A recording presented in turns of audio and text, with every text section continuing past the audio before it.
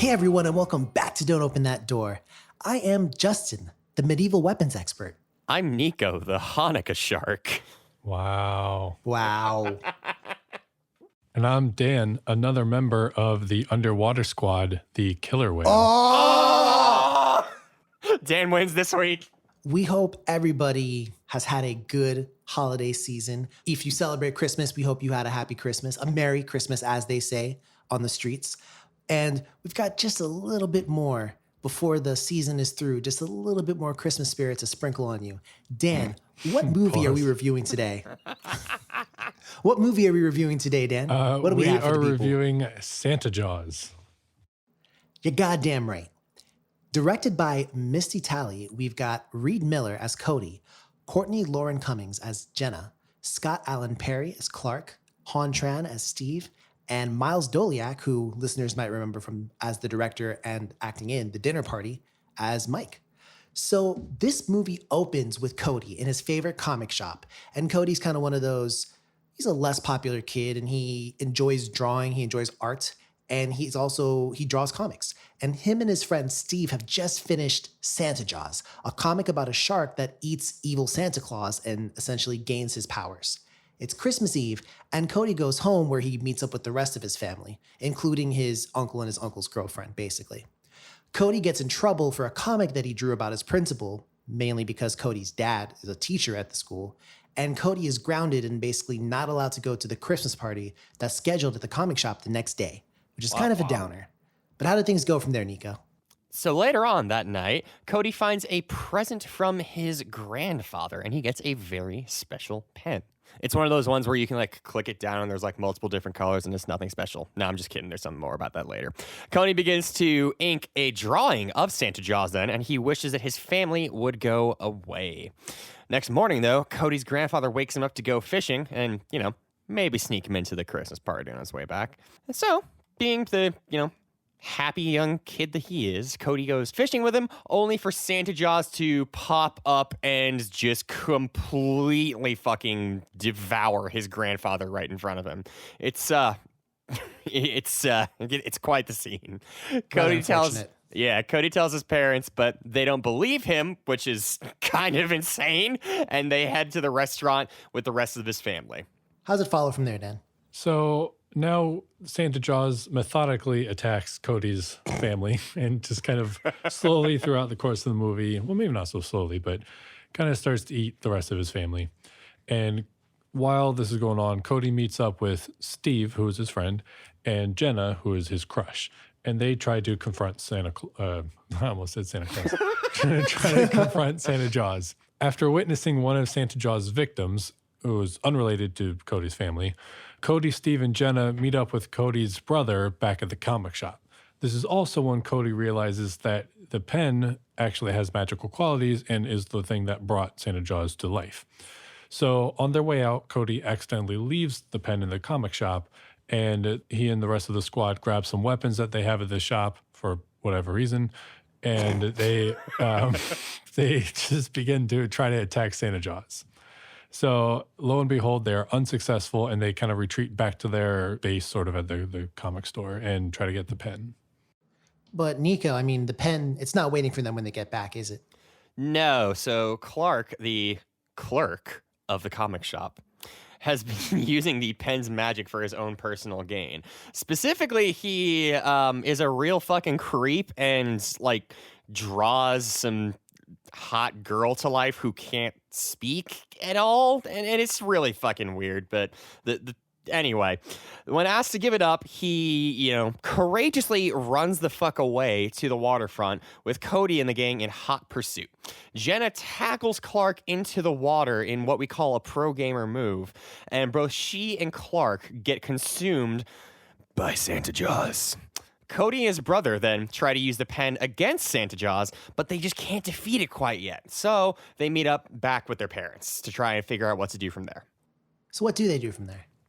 So they stage one final assault against Santa Jaws, but one by one they're devoured until only Cody remains. So he gets his comic book and fills in a panel of his comic using the pen, and he writes that whoever defeats Santa Jaws will have their wish granted. So he wishes to have his friends and family back, and also redo the previous day, or this day. And he burns the Santa Jaws comic, thus defeating Santa Jaws. Right. And immediately after, Cody wakes up now, and it's the start of Christmas Day again. So hopefully everything's good. He heads downstairs and he finds his family alive and well. He also checks on Jenna. You know, he works up the courage to finally ask her out. And then after, he burns the Santa Jaws comic one more time because we went back in time. So the comic is now unburned again. And as kind of a final note, the audience realizes that he still has the pen. And that's how the movie ends. So, I mean, let's take it from the top, shall we? Let's talk about the visuals.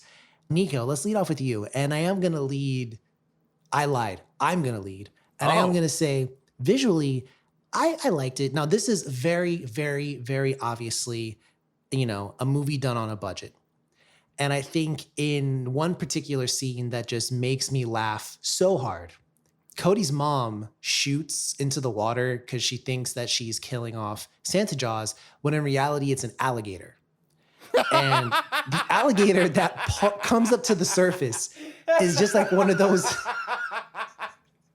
You can tell from the laughter, but it's one of those, just one of those, you know, like stuffed animal. Yeah, it's like a $15 plastic alligator.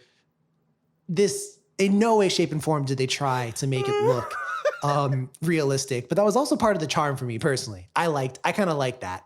You know, like if you don't have it to, and this is going to sound kind of wild, but to me, if you don't have it, you know, in the budget to kind of go all out, I don't even mind an effect like that. And to me, it kind of enhanced the mood of the movie. And to me, kind of the tone that the movie was really shooting for. But, you know, Nico, do you have any follow-up to that? Am I wrong? No, you're not wrong. And like for the parts of the movie that don't have to do with any of the monsters, like it's fine. The visuals are fine. There's nothing to write home about, and there's no glaring errors, which is really the thing that with this type of movie you are going to be more of looking for. But yeah, it's silly fun, and the shark does look, you know, it's not anything close to Jaws per se, but in terms of sort of like realism, but it is definitely, you know, I assume it's anatomically accurate. Can we get all of the sharkologists in the comments sound off? Well, first off, you're wrong. They're known as Carcharodonologists. Come again there, friend? Yeah, because don't you know the scientific genus of the great white shark is Carcharodon caracharias? Oh, man, I must have skipped school that day. That was the vocab word of the day back in, I don't know, somebody's class sometime. Woe to those students. But I will say, I mean, the shark for the times that we did see it, it looked passable, particularly for this kind of movie. I liked it. But, and again, because I think it wasn't one of those that was necessarily trying to be like a major Hollywood, like, oh, look at how good this is. Like, I don't think that's what they were trying to shoot for. No. But Dan, I want to pivot the conversation here a little bit and lead you off with, despite this being, you know, in a lot of places kind of a fun movie, perhaps, we did get some kind of cool scenes, particularly maybe a couple that are a little bit brutal. There was one in particular with a man in an elf costume. Why don't you walk us through that? Yeah, that was probably the most brutal one that we saw, actually. There's this random dude who's like sitting at the dock and his legs are dangling in the water. Oh, Christ. And Santa Jaws like fucking swims up and bumps into a boat. And then the boat like backs into the guy and like slices his legs off. And then he's not too far away from where the squad is. So they hear him scream, and then they kind of turn, and then he's like waddling on the dock, like towards them with like no legs. And then Santa Jaws comes and like eats him. I think that was the most brutal, most sort of gore almost, if you could call it that we saw, I think. Yeah. I mean, there's, you know, of course we see one or two people, well, more than that, but a couple of people get eaten, but it's not really violent necessarily. They mostly just get eaten, and that's about it, you know? All right. Now, I want to keep having this conversation with you now. What did you think about the audio in this movie? I actually enjoyed it. I liked the music quite a bit. I thought the music was very whimsical, and a lot of it was Christmas type music, whether it's straight Christmas music or just like themes of Christmas, you know, variations on Christmas music. There were one or two times where I thought the voice acting didn't quite line up with the mouth movements and things, but it wasn't enough to be distracting to me. So, I mean, overall, I thought audio was pretty good. Okay. All right. And Nico, I'm going to go ahead and hit the reverse Uno card back to you now. Uh-oh. What'd you think about the audio? It worked. I mean, this is another case, kind of like I said earlier, with the visuals where given the, as we said, this is a sort of lower budget film. And given that when there aren't any sort of situations that stand out, that's more of the good thing that you're aiming for. And like Dan said, there were a couple of times where it wasn't 100%, above board, but on the whole, it was good. And the shark sounds menacing enough, and just having the jingle bells go as a motif alongside this Funny as shit. this underwater churning monster coming towards you is, as Dan said, just really fucking funny. I quite liked, and I realize this is probably more of a visuals thing, but I quite liked the little Santa hat that Santa Claus has. Yeah. That was funny. And I also like the fact that Santa Jaws laughed at one point. Yes. I think one dude was just fucked, and Santa Jaws was like, oh. It's like, oh, shit. This is not a movie that takes itself seriously, and that's the best part about it, honestly. Very true. And we're going to touch on that more in a little bit. But first, Dan, I think you've got something to say about our main character, Cody, here. So the main character, Cody, is a little shit. Explain yourself. Explain yourself. All I kept thinking was, when he meets up with his family at the very beginning, he's kind of getting picked on a little bit. And then, of course, he, gets grounded and he's not very happy. But when he gets back to his room, he has this, early Christmas present from his grandfather. And it's this really nice pen. And, at the time we don't realize it's magical, and he just is like, wow, this is a really cool pen.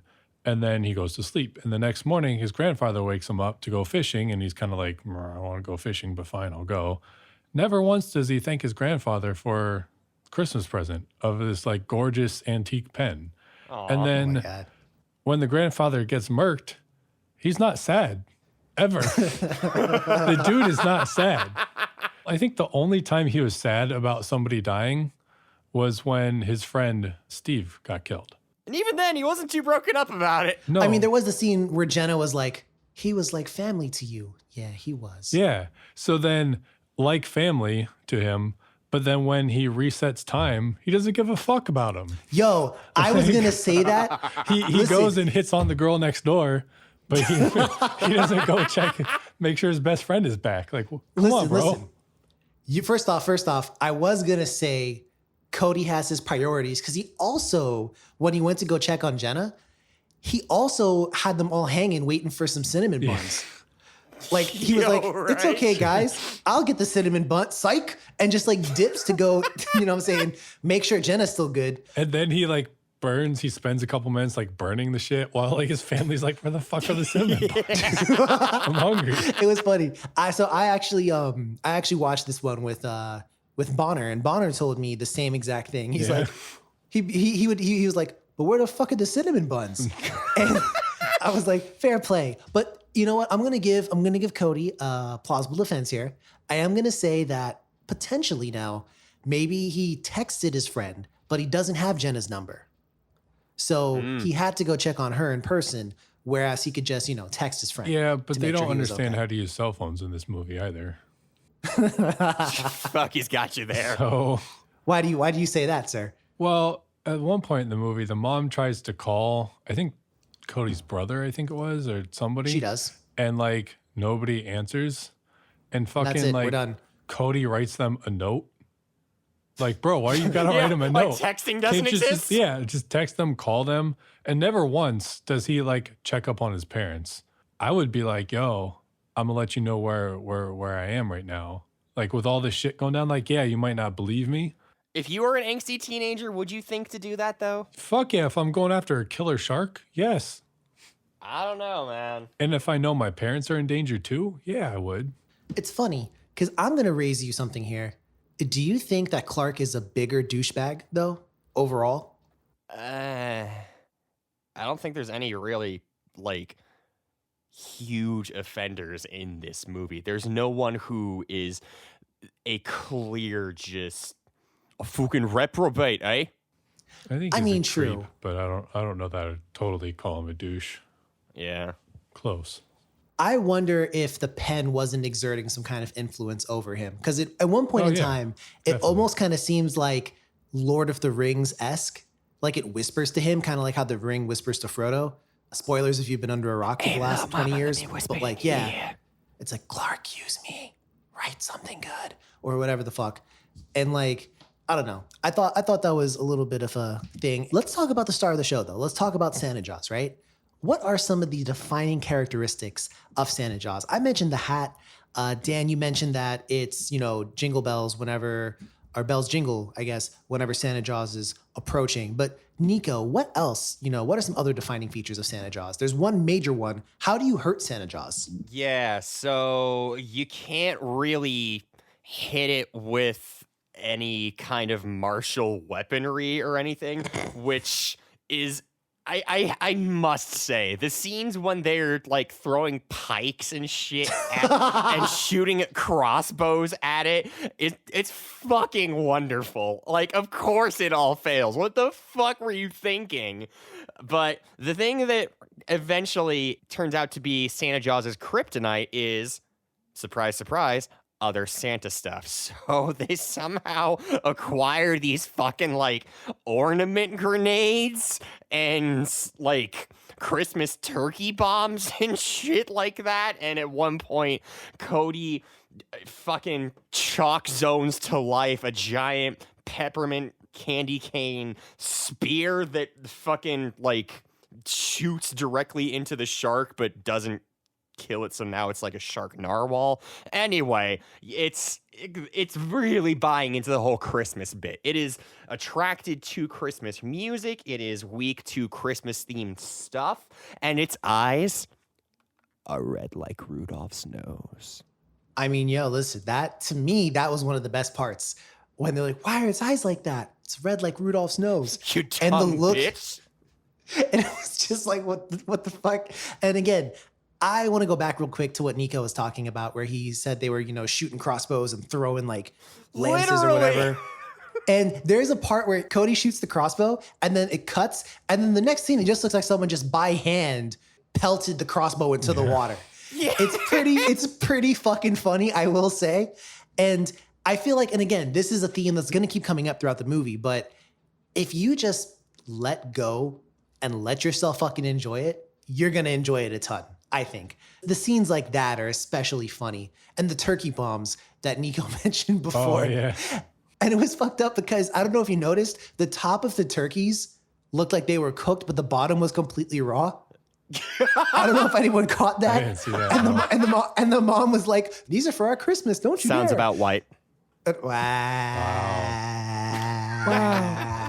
But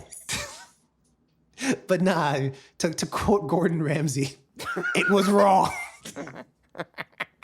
And I wanted some lamb sauce. But Dan, I guess given, the levity about this movie, because first off, this is definitely a lot less heavy than some of the films we've covered recently. For sure. Yeah, no shit.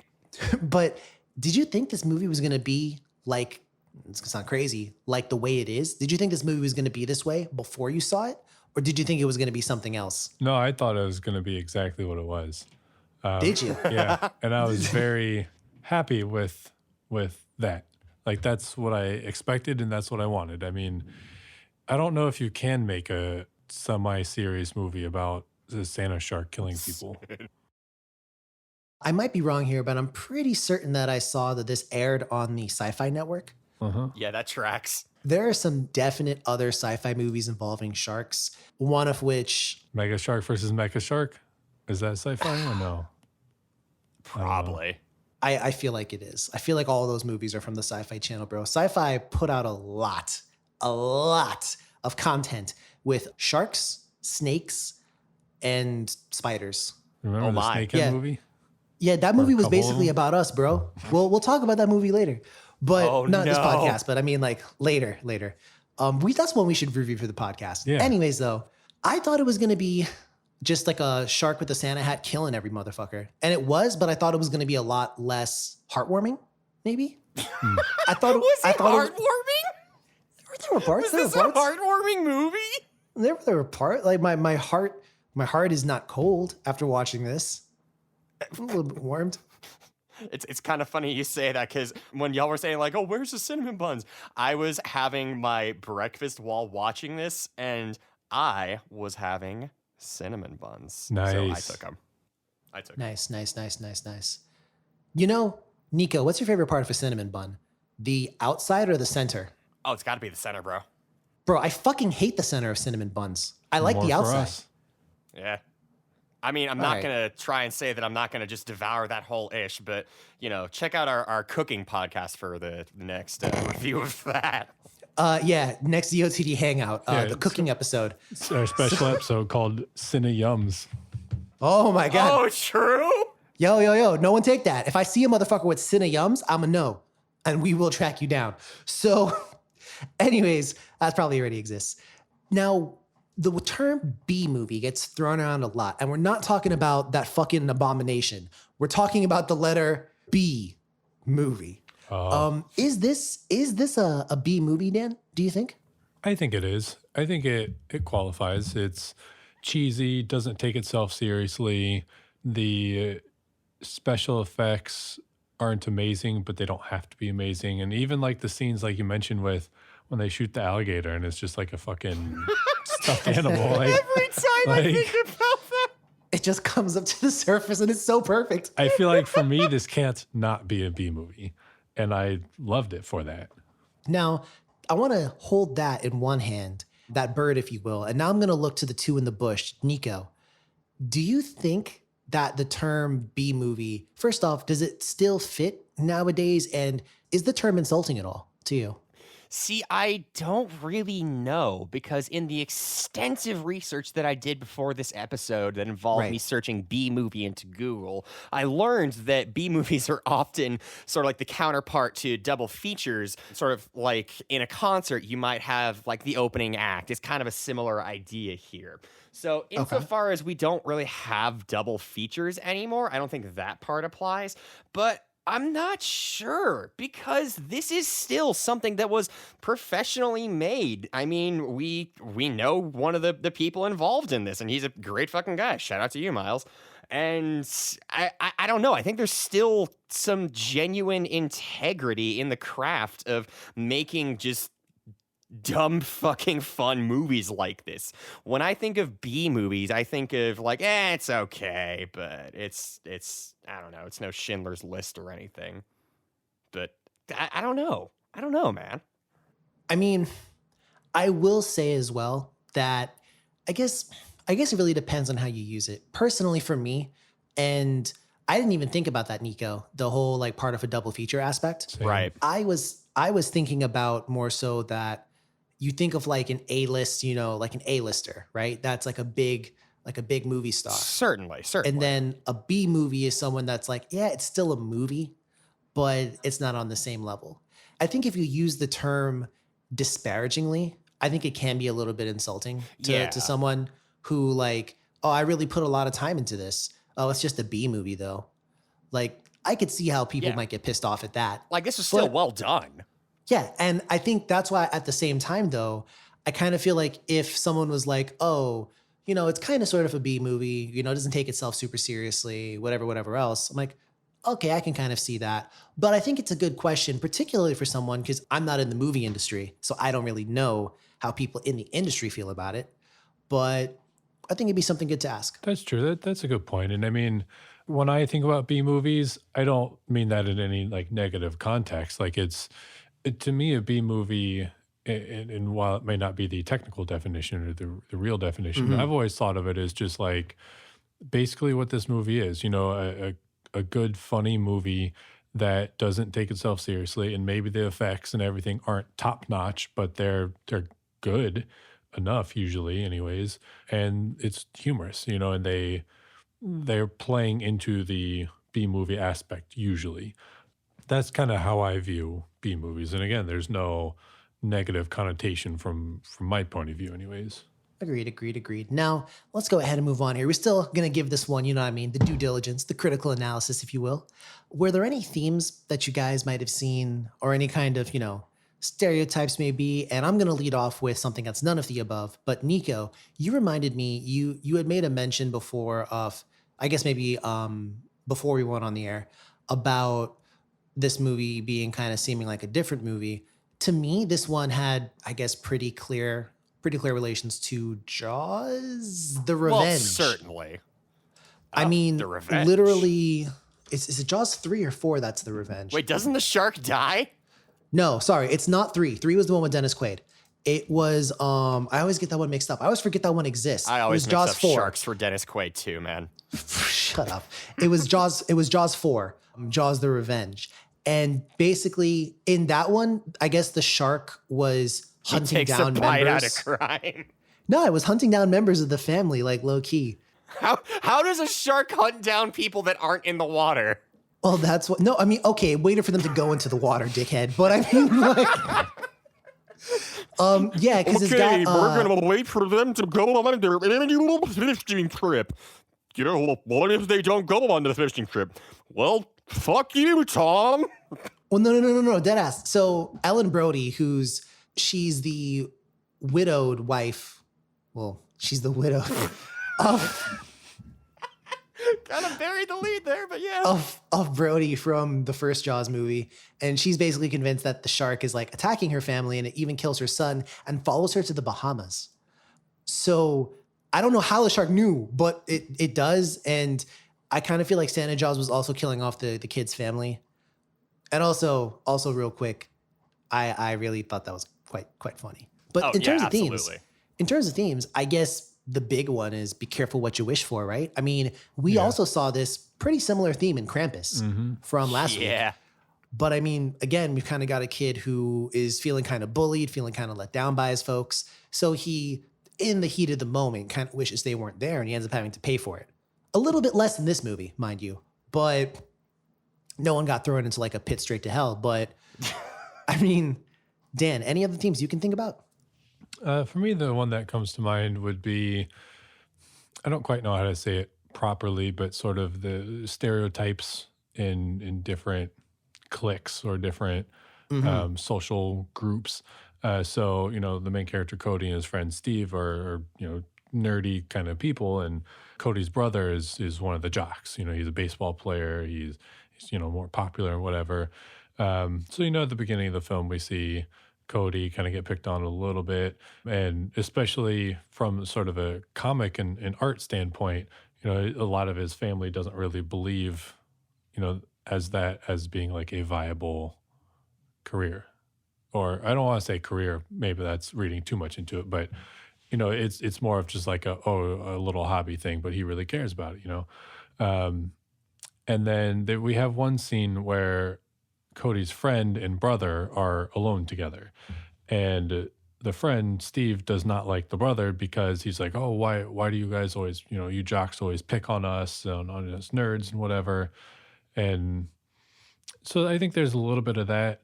And then especially sort of the Jenna is, while she's not like a jock, but she's one of those people who sort of toes the line between both.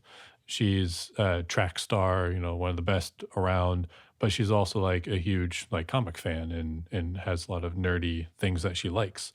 So she's sort of the one, the person between them. But yeah, I think that's the really the only kind of thing that I personally saw in it.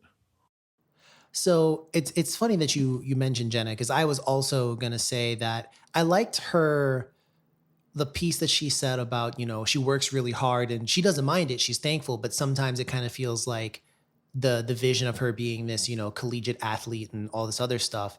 Sometimes it feels like it's her dad's vision, not hers. Mm-hmm. I thought that was really cool. And throughout the movie, I was thinking about why she would just randomly come with these two dudes to fight like a shark. And then I kind of realized like, this is kind of Jenna's, I don't mean to get too deep, but this is kind of one of the first things that she's really doing for herself. Yeah, actually. Like she gets up in the morning at 5 a.m. to go for these runs because her father expects it, and she needs to get her times down, and she can't eat ice cream even though she wants to, and all this stuff. And I will say, side note about the ice cream, Cody totally broke one of the rules of time travel, bro. Oh, He brought knowledge He from the used future or whatever. he used knowledge. He used knowledge from the future to get her to go on a date with him. I see you, Cody, but that was wrong. Santa son. Jaws 2. Santa Jaws 2. The shark travels through time. But please, someone make that movie. It's the fucking time shark comes back to I correct know. the Hold on. timeline. I'm trying to see if there's an actual movie called Time Shark. Damn it, there's not. There's only well, Not yet. DOTD Productions, bro. We'll make DOTD it. Productions. True. You're right. Speaking it into existence, y'all. Also, I do want to talk real quick about so the comic dude, as we kind of said, he's kind of a loser, pretty much. I do think though he does have one kind of scene. So the person that he draws to life, she never speaks. She doesn't speak at all, and he says, I could have had her, speak English, but then I'd have to talk to her, and I don't think I could work up the courage or something like that. Mm-hmm. And I was like, that's gotta suck. To Yeah. be that defunct of courage. Mm-hmm. So in a completely unrelated note, Nico, Yeah. anything that you saw in terms of a, stereotype or a theme? I mean, the one thing that stood out to me was kind of just the whole teenage angst thing with my parents don't listen to me. They don't care about anything I do. Really openly and blatantly from Cody's side, and then a little bit more subdued from Jenna's side. The only other kid, Steve, he doesn't really talk about his parents, which is fine. But since Cody is our main character, it makes sense that a lot of the movie centers around his sort of maybe not growth, because he doesn't really grow so much in the movie, so much as just get lucky with figuring out how to defeat Santa Jaws. But I don't know. I think we've pretty much addressed the big ones, though, like you two. I will say, for the record, Steve, I felt kind of bad for Steve. I hated him sometimes, and then sometimes I felt bad for him because his parents went to the Bahamas and just left him. Yeah. He had a couple good puns at the beginning too, though. Yeah. I heard if you guys good with cables, I'm certainly not. So, I don't know. I think it's time for us to decide right here, right now, what would you do? So Georgia. let's go ahead and round of applause. You know what? That was a stereotype we didn't talk about. True. She's the social media obsessed, person. Oh, yeah. She's a caricature. So Georgia is the uncle's girlfriend, and she is a vapid model who just cares about aesthetics and beauty, and that's pretty much her only character trait. Pretty much, yeah. It's kind of unfortunate, but it is what it is. So it's the three of us, and we're, I guess we're around, how old would you say Cody and his clique are? 14, 15? 14, 15, yeah. Yeah. All right. So we're about that age. Who can draw between, it's not fucking me. Not me. I can draw. All right, it's you. So Nico, you drew, using a very special pen, a killer shark. And now we got to Sick, bro. defeat it. How would you defeat that shark, knowing the weakness to Christmas? I would probably just go get a gun. Bro, where are you going to get a gun from, son? Bro, their but parents when- had a gun. They did have a big ass rifle though, right? Yeah, and like you said earlier in the synopsis, the comic book shop is just apparently a fucking medieval times full of these old weapons for some fucking reason. Bro, it's the fucking shop in Polonium Mall from Persona 3. The Yeah. dude just sells them guns and knives and shit. I mean, yeah, I'd probably just... Okay, here's what I wouldn't do. What I wouldn't do is I wouldn't build a goddamn trebuchet like they do at the end of the movie. Why did they think that was a good idea? I guess particularly when it had been shown that the shark would come for Chum. Nice. The shark would... We're all adults. Oh no, with the eggnog, bro. They would Oh yeah, with his eggnog? Is that what we're calling it? They would put eggnog into the water, and then the shark would be attracted to it. So I don't know. My I favorite thought part that. was that they were launching these turkeys stuffed with gunpowder off the trebuchet in hopes that the shark would eat it, and then they're going to shoot the gunpowder that's in the turkey that's in the shark's mouth to blow up the shark. That's how they killed the shark in the first Jaws, isn't it? Isn't it, fellas? The shark, they were taking like explosives and having them Yeah. tagged to the surface, Yeah. and then they shot the shark and killed him. That Yeah. sounds familiar enough. I actually haven't seen the first one, to be honest. To be fair, that's a lot more straightforward than what these guys tried to do. And you know what I thought they could have done? They could have dressed up the turkeys in some kind of Christmas shit. Yeah, right? Little elf outfits or some shit. Well, I guess in Jaws it was a pressurized scuba tank, but same shit. It explodes and Yeah. murder rates, like blows Jaws to literal bits. Dan, so do you have any other plans you would do? Honestly, I would call the local marine biologist, and then I would Yo, true. fucking move. Multiple times throughout the movie, they're like, why don't we just not go near the water? And Cody's But like, then they go near yeah. the water. And Cody's anyway. Well, like, yeah, they're well, like, we you know, have to. Yeah, I created it, so I have to destroy it. I mean, fair enough, but nah, I would just, no. To tell the authorities and then be like, all right, I'm out. Like, shark can't hurt me when I'm not around any water, you know? Yeah, I'm gonna keep it real with you though. I'm gonna keep it super real. I would be like, yo, guys, we could do this. And knowing that it's week to Christmas shit, bro, I would have one cutlass ready for this Just the shark, one? bro. Is that Just one. Is that the weapon of choice for Christmas for Santa Claus or some shit?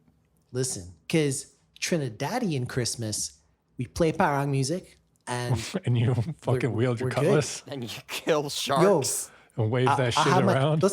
listen, I will have my cutlass ready on the side. And right, to really bring things in motion, watch. All you would have to do is when like I would, I'm saying like drop some eggnog, or if you're saying if I do my Trini thing, I pour some sorrel into the water. Yeah, I'm culturing you guys right now. Hey, okay? I've had that shit before. So I would pour some of that into the water, and then when the shark like comes up, give him one what up, just what up, and that's it. The Christmas cutlass would give him one, because you use a cutlass to cut ass and cut grass, and I have no grass where they were. So Not in the water. I will say, right, and then I would treat you all to some bacon shack. Boom, done. Hey, man, I'm down. I've had shark before, fermented shark. Nah. See, It's I don't know not what. good. Nah, Not good. no, that's not how we do it. Okay, I will teach. It's a delicacy, bro. Anyways, I would also maybe like toss a whole bunch of Christmas lights in the water and then just like electrocute it. Wait. Oh, true. so funny story. Electricity doesn't pass through fresh water, only water with Salt, right? some kind of deposit or Oh, salt. yeah. It's just gonna have to have some kind of particulates in it, which Dump I a whole mean, bunch of eggnog in it and then do it. mean, Some whole hey. whole bunch of chum. perhaps a fucking turkey, Bucket of chum. the chum bucket, you might say. That's where the lawsuit comes in. So no, I will say also the whole kind of thing behind him having the pen. It was interesting because the pen ended up not really. Well, it was how he fixed things, but at the same time, he could kill the shark by burning the book. Mm-hmm. I would have just like scribbled all over it first and see if that did anything. Well, what I was going to ask is there anything that you would think to draw on the shark to kill it? Bonner was saying that he would just draw like a massive hole in the shark's stomach with like guts and organs coming out. Oh shit! That's a good idea. God damn, Bonner. Is there Fucking anything? brutal. Is there anything that you guys would draw?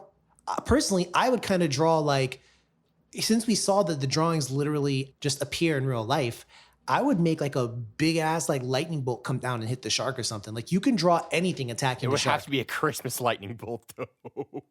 You're right. Well, I would draw a lightning bolt with like wreaths and laurels wrapped around it.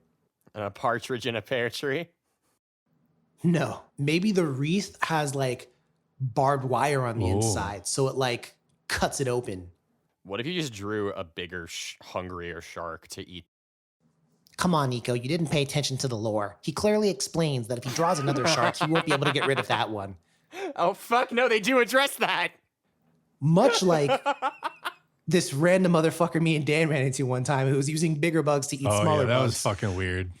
That was weird. Stay tuned for the bonus episode on the guy from Walmart. But I mean, I don't know, man. But I guess, at the end of the day, would you think about burning the notebook or no? Or a comic book or no? I would think about it, but I don't think I would do it because Why are you scared, bro? what happens if it didn't work? Now you don't have your comic book to try to hurt it. Maybe take a picture of it. Nah, it doesn't work like that, bro. Only first editions. So we talked about a lot of things that we enjoyed. What's your favorite scene in the movie, Dan? Pick one. My favorite scene is the opening scene when it's from like you don't realize it at first, but it's from like a different comic or something that Cody is kind of making up. But it's this fucking like evil Santa Claus is like attacking somebody. I can't quite remember exactly what it is, but there's like so many, it's like they go way over the top and like bad acting and everything and, purposely do it. And it's like Santa Claus like takes off his like Santa outfit and he's just in a beater and like on his arms. He's tatted up too. He's tatted on up. his arms, he has tatted Feliz Navidad. Yeah. Which was incredible. And the protagonist like hits him in the balls and it's just like jingles, like bells. And he's like not weak to that. And like this shit was just so fucking funny. All right. Nico, how about you? What would you say? My favorite scene is absolutely the fucking alligator, bro. True enough. That the aforementioned alligator scene. It's just too good. My favorite scene is another callback, but it's when Cody's about to finish off Santa Jaws and he goes, "Take that, you son of a fish." Oh yeah. And the funny thing is, I didn't realize this. Apparently this movie's rated PG. Is it? That's the rating I see on IMDb and Rotten Tomatoes. Now, the place where I watched it, it said 16 plus. Yeah. So I wonder if maybe there wasn't like the version we saw is like the unrated version. And because we got to see the scene with the guy with his legs cut off.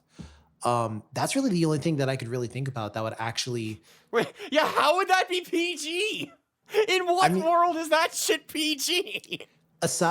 Aside from Scooby-Doo, this is probably the cleanest movie we ever watched on the podcast. I think so, yeah. Yeah, actually. So, I don't know. But that was my favorite scene. Now, criticisms. Now, bearing in mind that we have kind of addressed a ton of the criticisms, of this movie, is there anything else you guys want to add, starting with you, Nico? Yeah. I wish there were more scenes with Miles Doliak in them. Shout outs to you, bro. Oh, look at you, Nico. He did get eaten kind of quick. He was the second He did get person, eaten. I think? I ain't gonna lie. That hurt me. That hurt me too. I was like, no. But Dan, anything from you? Not particularly, aside from the couple, like you said, the kind of bits that we scattered throughout. All right. So let's go ahead and take a look and see what this movie was rated on the internet. So IMDb has this sitting at a 3.8 out of 10. That's higher Very than I harsh. expected. That's a 38 because I'm we're going to gonna make it be on a scale out of real. 100. And on Rotten Tomatoes, there's no critic rating, but the audience is sitting this one at a 56. Where do Also you higher put than I this? expected.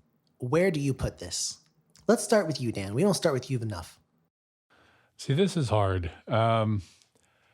I want to give it a 75.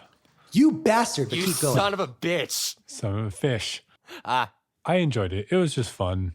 It was a great movie. And it's difficult to rate it when we compare it to some of the other films that we've watched because they are deeper and more serious and have a lot more meaning behind them, I guess, than at least what I drew out of this movie. But it was just a good time. It was a great movie, I thought. So 75. Yeah, and I would probably give this movie a 75. I think it's good, clean fun. And to me, it's almost kind of in a different genre category type of deal. It's It's not a scary movie. It's funny. No. It's fun, and I think it's important to note that not everything has to be, some great deep psychological, Right. intrinsic journey. Those are cool, no doubts, but at the same time, sometimes it's fun to have fun, and this movie's just fun. So 75 for me. Nico? I'm also going to give this a 75. I Wow. think this is this the second time that this has happened? I think second. I think we've Yeah. done this once before. Yeah. It's just a fucking great time watching it. I was smiling the whole way through. Like, you can just turn your brain off for an hour and a half and have a wonderful hour and a half while this is on your TV. It's so fun. Would you recommend this one to a friend? Yes. Yeah, I easily. would. Oh, yeah. All right. Now, does this get the golden seal of approval from you? I'm going to start off and just say no. No, not for me. I don't think I can give it that. Like I said, it's just hard to compare it when looking at what golden seal of approval means to me. I don't know. That's hard. I'm gonna have to say no, I think. All right. And Nico, how about you? I am also going to say no golden seal of approval, but definitely do go still. As a kind of closing thought, in a really weird way, this movie made me really miss when the three of us would just get together and watch dumb shit. Hmm. Yeah, And- man. Yeah. And it's did. like, this movie's just a fun time. It's just fun. And yes, we didn't give it the golden seal of approval, but I would still say it's worth a watch if you're just trying to have some fun, particularly, if you're with some friends or family or whatever else. Just give it a watch. It's fun. I think it's fun. And so do my comrades on the pod. And it's free. Currently it is right now, yes. So that's been it from us here at Don't Open That Door. If you like what you've heard or want to contest something we've said, we're on Twitter at DOTD Horror. We're also on Instagram under the same name. That's at DOTD Horror. We're also on Facebook. Don't Open That Door. But that's, like I said, that's been it from us here. Please, as always, keep yourself safe. As always, dear listener, don't open that door.